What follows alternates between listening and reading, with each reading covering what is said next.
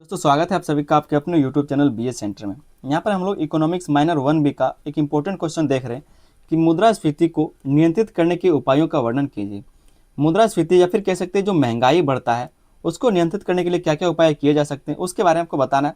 ये क्वेश्चन आपका short answer होने वाला है, ये जो वीडियो आपका शॉर्ट होने वाला है, लेकिन ये इतना ही ज़्यादा इंपॉर्टेंट है, ये क्वेश्चन उतना ही ज़्यादा इंपॉर्टेंट है। तो आप लोग इस वीडियो को अंत तक देखिए। चैनल पर नए तो आप लोग चैनल को सब्सक्राइब कर लीजिए, साथ में बेल आइकन को दबाकर उसको ऑल पर सेट कर लीजिएगा और अपने दोस्तों में क्या करना है इसको शेयर भी कर देना है। वीडियो पर दोस्तों लाइक जरूर कर दे, ठीक है। वीडियो पर आप लोग लाइक नहीं करते, आपको लाइक करने में क्या होता है पता नहीं, आप लोग बस क्या करेंगे तो वीडियो को क्लिक करके लाइक करना रहता है, तो आराम से आप कर सकते हैं। कोई उसमें पैसा आपका खर्च नहीं होता, आप आराम से सिर्फ एक क्लिक करके वीडियो को लाइक कर सकते हैं। समझते दोस्तों इस क्वेश्चन के आंसर को, इसके परिचय को हम लोग समझते हैं कि मुद्रास्फीति को नियंत्रित करने के लिए क्या क्या उपाय किए जा सकते हैं। कहा जा रहा है कि मुद्रास्फीति का अर्थ है वस्तुओं और सेवाओं के दामों को लगातार बढ़ना। जो वस्तु और सेवा है उसके दामों का लगातार बढ़ना ही मुद्रास्फीति कहलाता है। मुद्रास्फीति क्या होता है इसके लिए हम डिटेल में वीडियो करा रखे हैं, प्लेलिस्ट आप लोग के लिए हम बना दिए, लिंक आपको डिस्क्रिप्शन में मिल जाएगा, तो एक बार जाके देख लीजिएगा, वहाँ पर सारा क्वेश्चन आंसर करा दिए, प्लेलिस्ट हम बना दिए। इसी में कहा जा रहा है कि मुद्रास्फीति का अर्थ है वस्तुओं और सेवाओं के दामों का लगातार बढ़ना। जब महंगाई बढ़ती है तो आम लोगों के लिए जीवन यापन कठिन हो जाता है। अगर महंगाई बढ़ेगा तो जो आम लोग हैं उनके लिए जीवन जीना कठिन हो जाएगा, क्योंकि उसी पैसे से कम सामान मिलता है।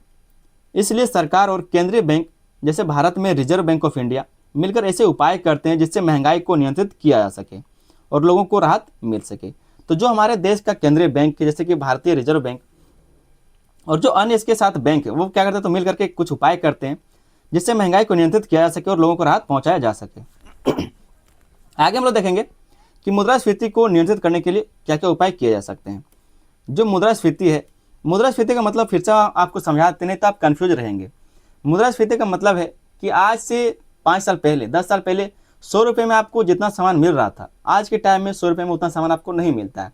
तो जहाँ पर आपका पैसा का कीमत घट गया है, गिर गया है और सामान का कीमत बढ़ गया है, तो ये जो काम हुआ इसी को मुद्रास्फीति कहा जाता है, ठीक है।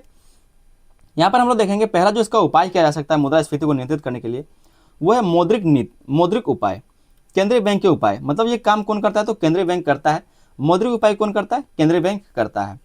कहा जा रहा है कि मुद्रास्फीति को कम करने के लिए सबसे पहले बाजार में पैसे की मात्रा को नियंत्रित करना जरूरी है। बाजार में पैसा अगर नियंत्रित कर लिया जाएगा, बाजार में अगर जो पैसा बहुत ज़्यादा बढ़ गया है उसको अगर नियंत्रित कर लिया जाएगा तो मुद्रास्फीति धीरे धीरे कम होने लगेगा। जब बाजार में पैसा बहुत ज़्यादा होता है तो लोग ज़्यादा खरीदारी करते हैं और कीमतें बढ़ जाती है, इसलिए केंद्रीय बैंक ब्याज दर बढ़ा देता है जिससे बैंक से ऋण लेना महंगा हो जाता है। इससे क्या करता है जो केंद्रीय बैंक है, जो भारतीय रिजर्व बैंक है, वो क्या करता है तो बैंकों को, जो स्टेट बैंक है, जो पंजाब नेशनल बैंक है या फिर अन्य जो बैंक है उसको ज़्यादा ऋण में पैसा देता है। और वही जो ज़्यादा ऋण में पैसा ले रहा है स्टेट बैंक, तो आपको जो स्टेट बैंक पैसा देगा वो भी ज़्यादा ऋण में देगा। इससे क्या होगा जो लोग हैं वो कम पैसा लेंगे, ठीक है, जो कम कर्जा लेंगे। जब ऋण महंगा होता है तो लोग खर्च कम करते हैं और मांग घटती है और इससे क्या होगा डिमांड घट जाएगा, जिससे कीमतें धीरे धीरे कम होने लगती है। और इसके अलावा केंद्रीय बैंक बैंकों को यह निर्देश भी देता है कि वे कम ऋण दें ताकि बाजार में नकदी कम हो सके और महंगाई पर नियंत्रण हो सके। इसके साथ साथ जो केंद्रीय बैंक वो यह भी करता है कि वो क्या करता है जो इससे छोटे बैंक हैं, जो कमर्शियल बैंक है, उसको यह निर्देश भी देता है कि आप लोग क्या करेंगे तो लोगों को कम से कम ऋण देंगे और ज़्यादा ब्याज में ताकि वो कम से कम ऋण ले। इससे क्या होगा तो बाजार में जो नकदी वो घटेगा और महंगाई धीरे धीरे कम होने लगेगा। क्योंकि जब लोगों के पास पैसा आ जाता है तो वो जिस चीज़ का जरूरत उसको नहीं भी होता वो भी उसको खरीद लेते हैं, उन चीज़ों को भी लोग खरीदने लगते हैं। तो इसके कारण क्या महंगाई बढ़ने लगता है।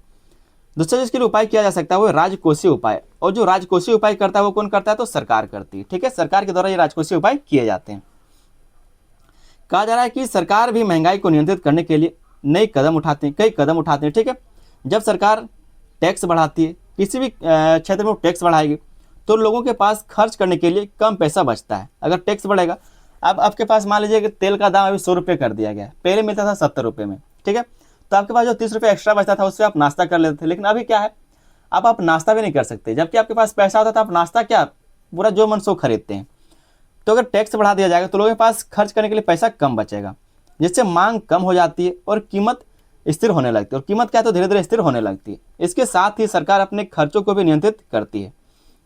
जो सरकार बाजार में खर्च कर रही थी उस पर क्या है तो नियंत्रण स्थापित करती वो, ताकि बाजार में ज़्यादा से ज़्यादा पैसा न आए। यदि सरकार बिना ज़रूरत ज़्यादा पैसा खर्च करेगी या ज़्यादा नोट छापेगी तो महंगाई बढ़ सकती है। अगर बिना कह सकते हैं बिना फालतू का अगर सरकार भी पैसा खर्चा कर रही है, मतलब जहाँ नहीं करना चाहिए वहाँ भी खर्च कर रही है, ज़्यादा नोट छाप दे रही है, इससे क्या होगा, महंगाई बढ़ जाएगा।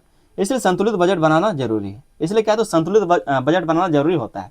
हम आपको पिछले वीडियो में बताए थे कि अगर पैसा जो नोट है वो ज़्यादा छाप करके सभी के हाथों में दे दिया जाएगा तो दुनिया 2 साल भी नहीं चल पाएगा। ये जो दुनिया 2 साल भी नहीं चल पाएगी, क्योंकि यहाँ पर संसाधन का कमी हो जाएगा। लोग अलालूर खर्चा करने लगेंगे, मतलब कुछ भी जो मन में आया, जहाज खरीद लिया, जहाज सबको खरीद लेकर आपस में टकरा देगा जाकर के। तो इस तरह से क्या होगा, दुनिया खत्म हो जाएगा। मात्र 2 साल से भी कम समय लगेगा और दुनिया खत्म हो जाएगा। तीसरा जो पॉइंट है, जो उपाय किया जा सकता है, वो उत्पादन बढ़ाना। उत्पादन बढ़ाना मुद्रास्फीति का एक बड़ा कारण यह भी होता है कि बाजार में वस्तुओं की कमी हो जाती है। बाजार में क्या होगा, तो वस्तुओं की कमी हो जाती है। अब वस्तुएं कम होती है और मांग ज़्यादा होती है तो कीमतें बढ़ जाती है। अगर डिमांड ज़्यादा है, सप्लाई कम है, तो रेट बढ़ जाएगा। तो उत्पादन बढ़ाना क्या होगा, ये कह सकते हैं जो मुद्रास्फीति उसका एक उपाय हो सकता है। इसलिए सरकार को चाहिए कि वह कृषि और उद्योग दोनों में उत्पादन बढ़ाए, जैसे कि किसानों को सहायता देना, नई तकनीक का उपयोग करना और फैक्ट्रियों को बढ़ावा देना। तो इससे क्या होगा, उत्पादन बढ़ेगा, चाहे वो अनाज का हो चाहे वस्तुओं का हो। इससे क्या होगा, उत्पादन बढ़ेगा, और जब उत्पादन बढ़ेगा तो कीमत कम होगा। जब वस्तुएं ज़्यादा होंगी तो उनके दाम अपने आप कम होने लगेंगे। अगर आपके पास सामान ज़्यादा होगा तो जो कीमत है वो भी कम रहेगा। चौथा जो इसके लिए उपाय किया जा सकता है वो है कीमतों पर नियंत्रण और राशन व्यवस्था। कीमतों पर नियंत्रण किया जा सकता है और राशन व्यवस्था अपनाया जा सकता है। सरकार जारी जरूरी वस्तुओं जैसे कि अनाज, तेल आदि की कीमतों को नियंत्रित करने के लिए नियम बना सकती है कि इससे ज़्यादा अनाज का कीमत नहीं हो सकता, आटा का कीमत 40 रुपये से बेसी नहीं हो सकता, चावल की कीमत 60 रुपये से बेसी नहीं हो सकता। इस तरह से कोई ना कोई कीमत बना दे। तेल का जो कीमत है वो 100 रुपये से ज़्यादा नहीं हो सकता। इस तरह से नियम बना सकती है। दुकानदारों को अधिक कीमत लेने से रोका जाता है।